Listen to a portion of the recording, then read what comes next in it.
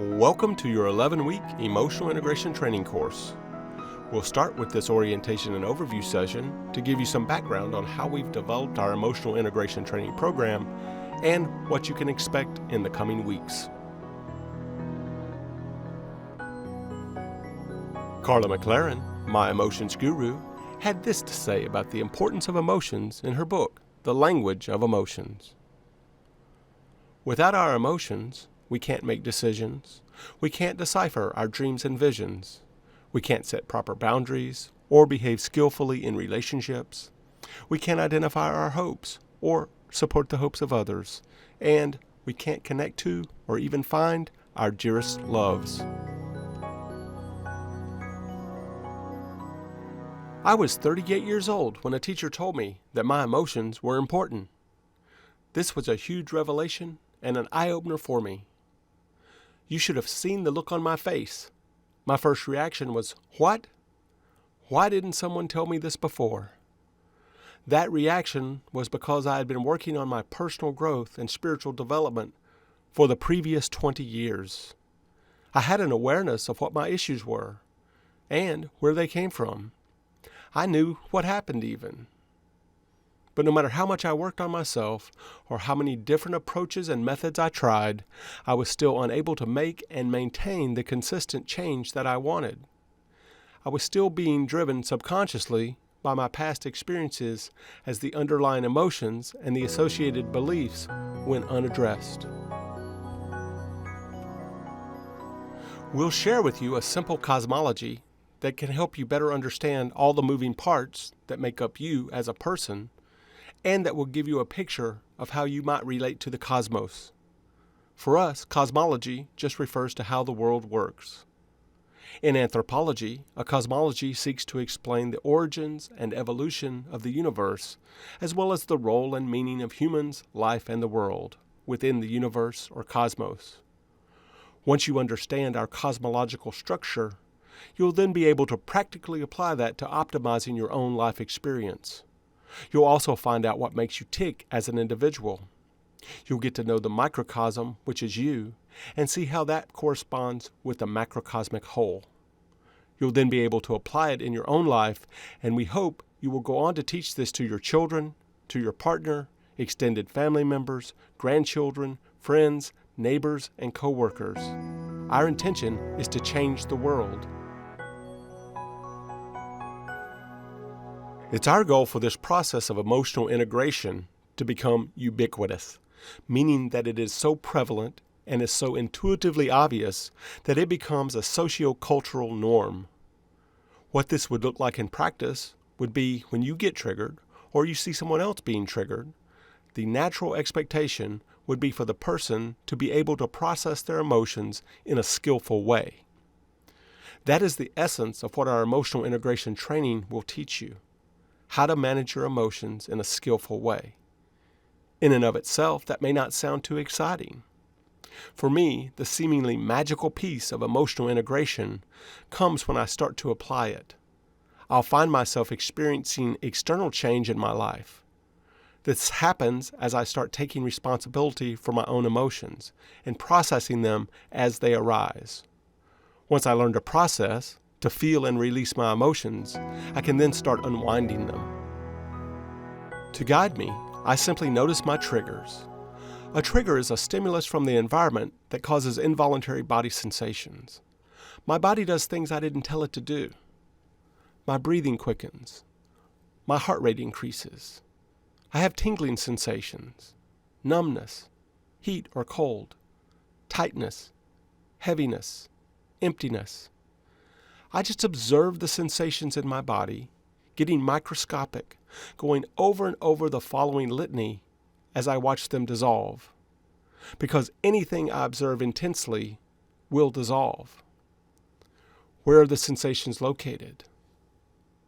What size are they? What shape are they? Do they have a color? A texture? Are they moving? How far in are they? Do they have a weight? By observing my body sensations, then learning to unwind my emotions using my triggers as a guide, I now have a powerful tool which I can put to work shaping my external experience. Ultimately, as I do the internal emotional work, my external experience of reality starts to change and shift, as does my perception of day-to-day situations. Regardless of any skepticism or reservations you may have when first learning the process, this can and will be a tool that empowers you to create the life you choose. All that is required is a lot of courage and some persistence. In the grand scheme of things, emotional integration training is a recovery tool. The concept of recovery is prevalent in our culture today and has many different connotations. An image of a 12-step meeting for alcoholics or addicts may immediately come to mind. For our purposes, I use the SAMHSA, the Substance Abuse Mental Health Services Administration's working definition of recovery, which states, recovery is a process of change through which individuals improve their health and wellness, live a self-directed life, and strive to reach their full potential. Notice that this says nothing about not using drugs or alcohol, and nothing about quitting anything, nor does it focus on a particular mental health symptom like anxiety or depression. What it says is everything about being healthy, making my own choices, and living up to my full potential. I often tell my clients who come specifically for substance abuse treatment to not stop using their drug of choice, to not stop drinking alcohol, because quitting sucks, especially quitting something that brings me pleasure. They've already tried to quit hundreds of times up until that point and failed every time, or they wouldn't be there talking to me. They've been 100% unsuccessful in their efforts. Why? They wanted to change. They even quit. But they couldn't stay quit.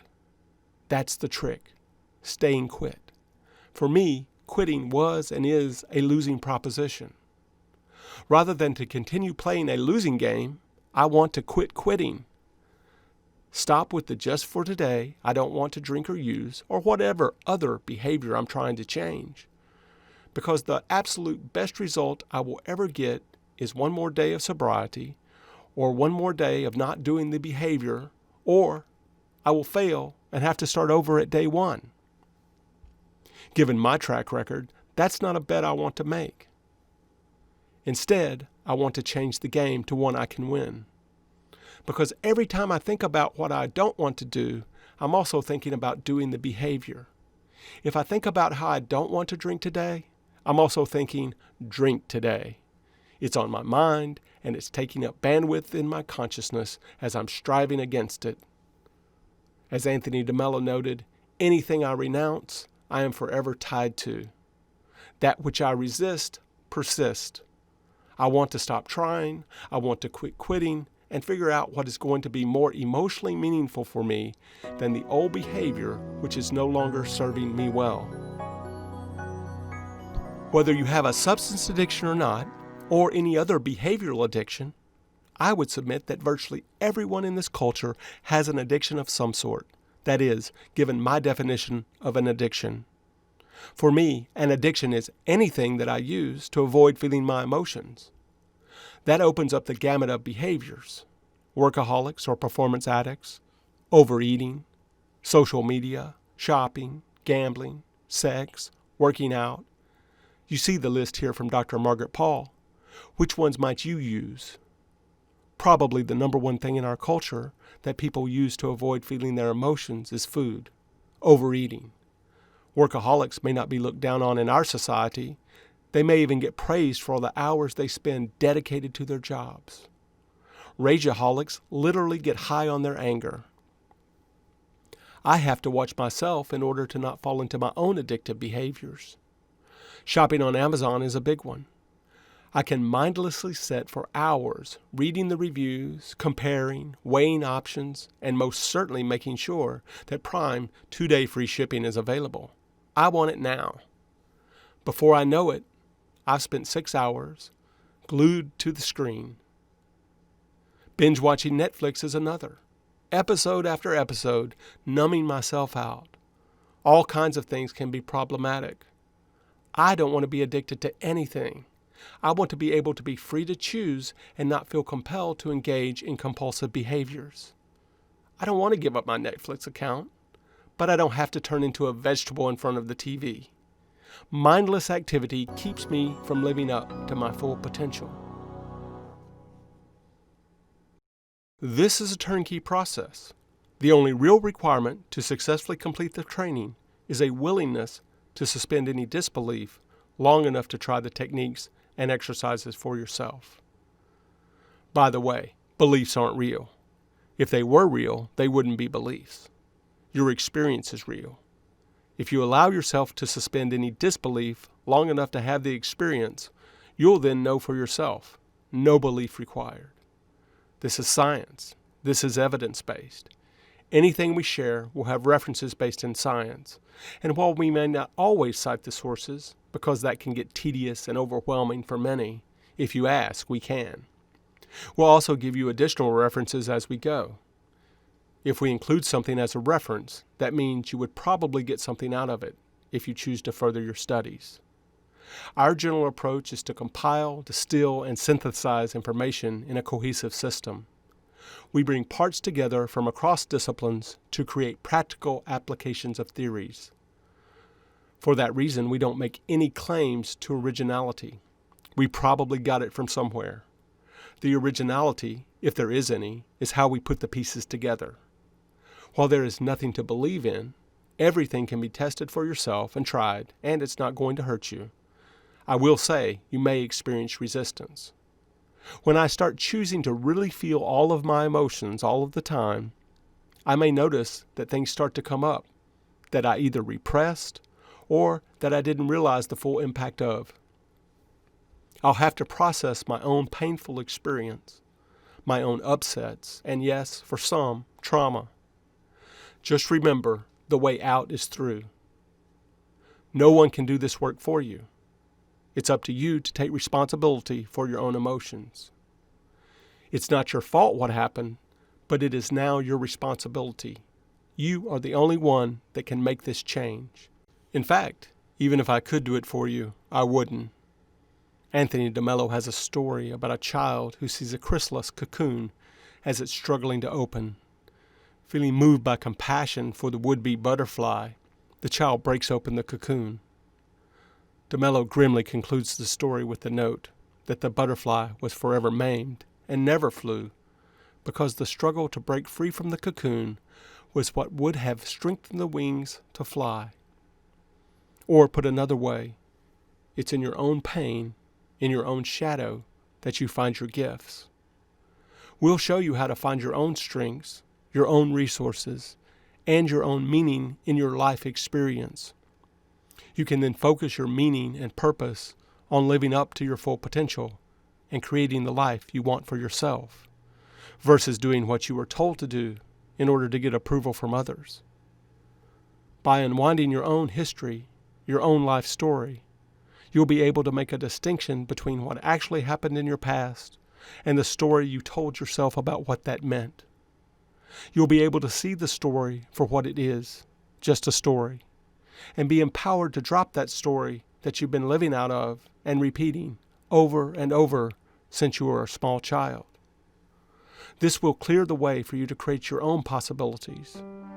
You'll have the freedom to choose, the freedom to act, and the freedom to be. I've always been a fan of Occam's razor, which posits that the simplest solution is usually the best. Our goal with emotional integration training is to not complicate things by creating some elaborate story, method, or technique that has all these nuances, ins and outs, what have yous, and what nots. We don't have any unnecessary confabulations. We're wanting to work with the most basic information you have, your body sensations. We'll teach you some brain science that you can apply in order to understand your experiences and then process them. Our real goal is to teach you to do therapy on yourself. While it is helpful to have a therapist, counselor, coach, or mentor to talk with as you're doing this work, it's not a requirement to understand it and benefit from it. You can do this alone. I will add the caveat that I've yet to see someone actually be able to follow through without having an accountability partner or coach. I had a client who was a bodybuilder and was nationally ranked. While she was working with me, that included email access and text messaging through the week between sessions. She rarely used this, and in our weekly sessions, the same obstacles kept coming up. So I encouraged her to utilize communicating with me as a way to stay on track. I asked her, when you were training as a bodybuilder, did you have a personal trainer? She responded incredulously with a resounding yes. I asked her if she would have been able to achieve her national ranking without that personal trainer. Once again, with the same incredulity, she said, "There's no way." I liken emotional integration to training at the gym. You can hire a personal trainer who will be able to show you the exercises and the best routines. They'll teach you to work on different muscle groups. They teach you the pace, the repetitions. They work with you on diet as well as recovery times between workouts. Your personal trainer is there pushing you to do one more rep, one more set. They add 5 more pounds.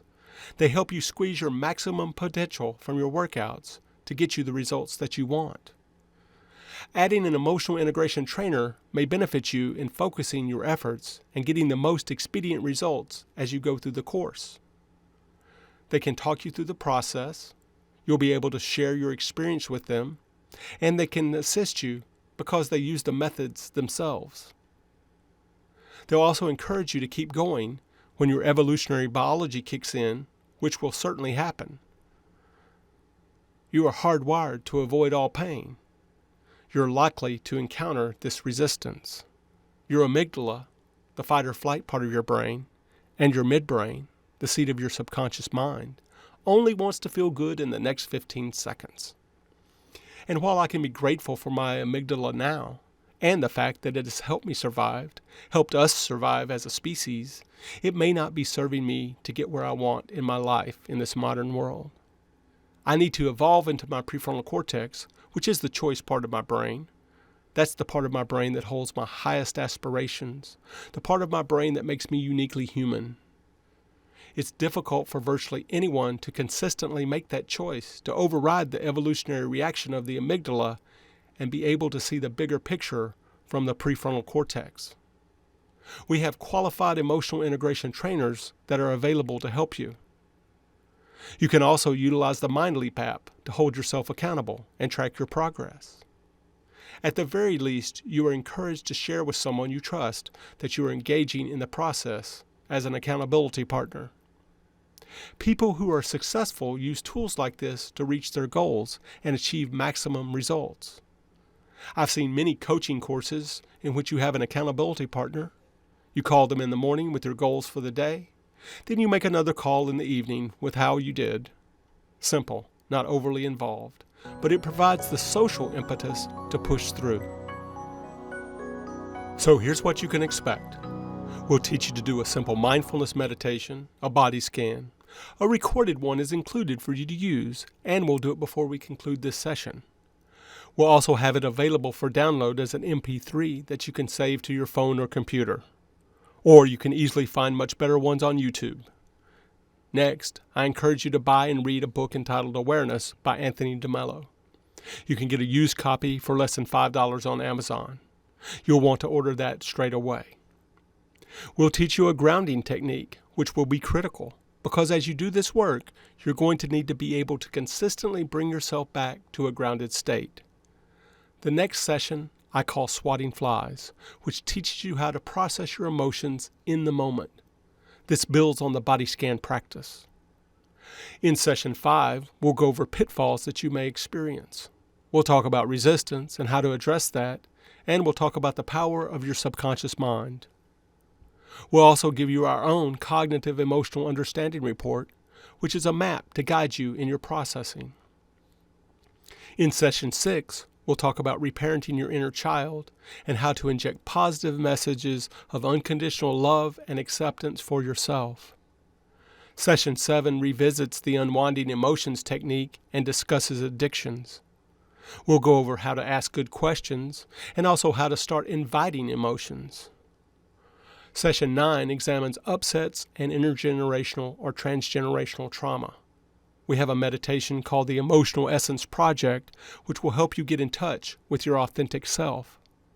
In Session 9, we'll put it all together and give you a little woo about the law of attraction and what it really is, as well as how you can apply it. Not in a wishful thinking, believe it and receive it way, but at a fundamental emotional level. Session 10 goes deeper into recovery and what that means, along with tools for recovery, and emphasizes the need for connection. It also includes a life visioning exercise to help you get in touch with your own life purpose or to create a life vision for yourself. And finally, in Session 11, you'll have the opportunity to write your own origin story based on what you've learned doing this work. You'll be able to document the resources you've developed and strengths you have garnered from your past experience and acknowledge your own resilience. This is your first assignment. Write your life story. This is a simple exercise. Don't overthink it. You're not trying to analyze it, psychoanalyze it, or process it yet. You're simply writing down what happened. That happened. That happened. That happened. Write it in 3-year increments, age 0 to 3, age 4 to 6, etc., etc. If you know your parents' situation before you were born, include that. You don't remember much between age 0 and 3 because of infant amnesia. However, you may have seen pictures of yourself when you were a small child, or Aunt Susie may have said you were really cute when you were little. So, it's not just stuff I remember, it's stuff I know about myself. In fact, I've interviewed my mother to find out what was happening with her when she was pregnant with me. Turns out a whole lot. Put a lot of time and effort into this, as it's one of the most important things you can do. It will be a tool to help you uncover your own core emotional issues, as well as a map, since we look back to see where we are going. Putting down on paper what happened is also cathartic. It is better to handwrite your life story than to type it. This will activate your somatic or kinesthetic memory at a physical, tactile level. As you write, leave a space after each 3-year increment, because as you continue to write, you're going to remember more stuff. Never start over on your life story. Just go back and fill in or add to. You can always slip in an extra sheet of paper. How long should your life story be? The average page length for a handwritten effort is usually your current age minus 3 to 5 years. So if I'm 50 years old, my life story should be anywhere from 45 to 48 pages, although it could be more. This just gives you some idea of what a good life story usually comes out to. There's a handout for you to download with a list of questions to guide you. Do not answer the questions. What I would do is read the instructions and read the questions, then set that sheet aside and just start writing in a stream of consciousness. If you get stuck, you can pick up the questions and give yourself another prompt and keep writing.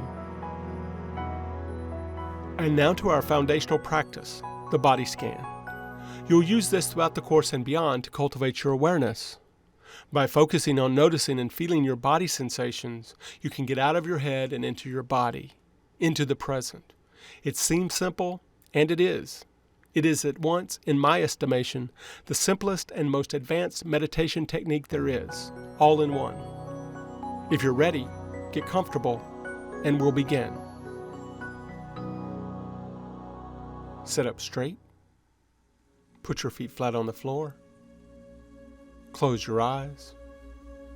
And start by taking a deep breath. Inhale.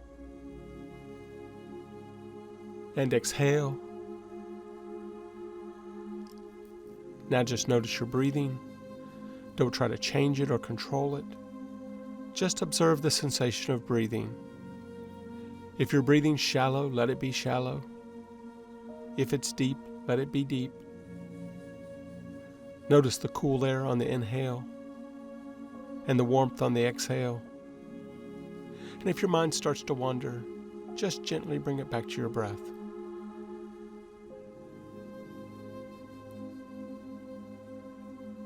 Now bring your attention to the top of your head. Notice any sensations you feel on the top of your head. Tingling, numbness, pressure, temperature, texture, energy. Or maybe it's blank and you don't feel anything. Just observe with a sense of curiosity and without judgment.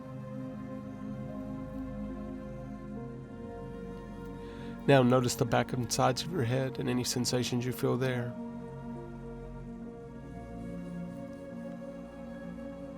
Notice your forehead and your eyes. Feel your eyes set back in their sockets. Notice your cheeks and your mouth. Notice the inside of your mouth. Notice your jaw.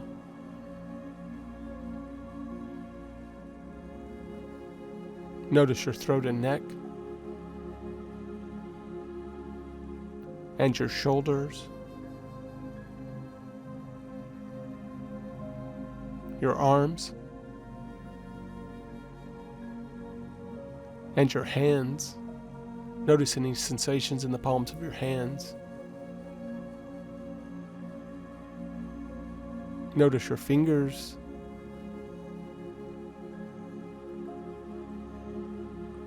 And the tips of your fingers.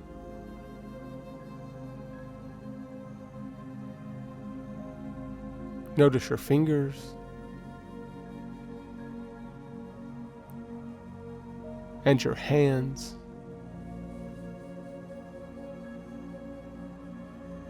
Your arms.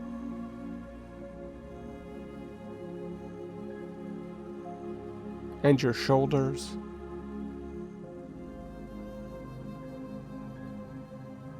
Now bring your attention to your chest and explore the area of your chest.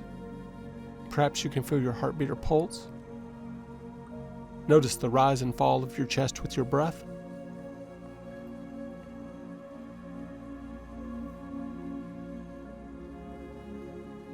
Notice your back and spine.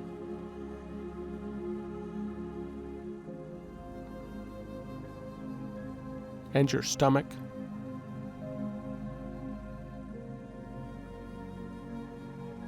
Your hips and thighs.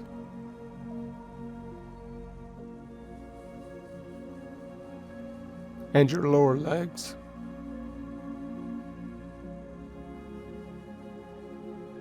Your feet. Notice the pressure of the floor against your feet. And your toes.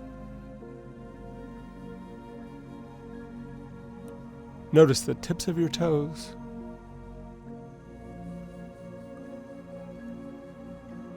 And your toes.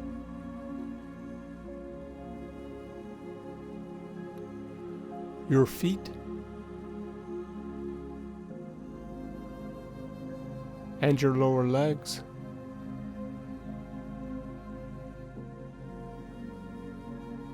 Your thighs and hips.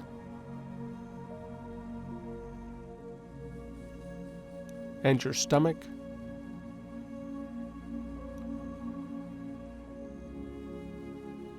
Your chest.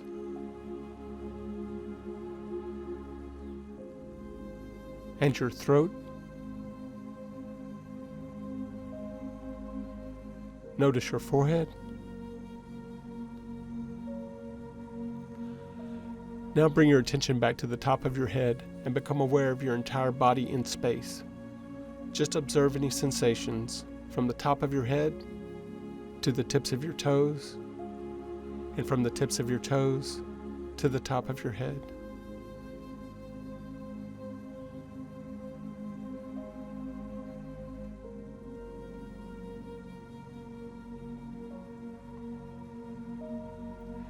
Take a deep breath, inhale, and exhale. And now you're back.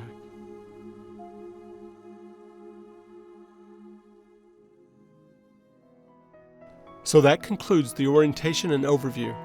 We're excited at the possibilities that will open up for you over the next 11 weeks. We look forward to working with you in your efforts to create the life you want for yourself and are curious how that will play out in your world. Until next week, may you have a spacious heart and spacious mind.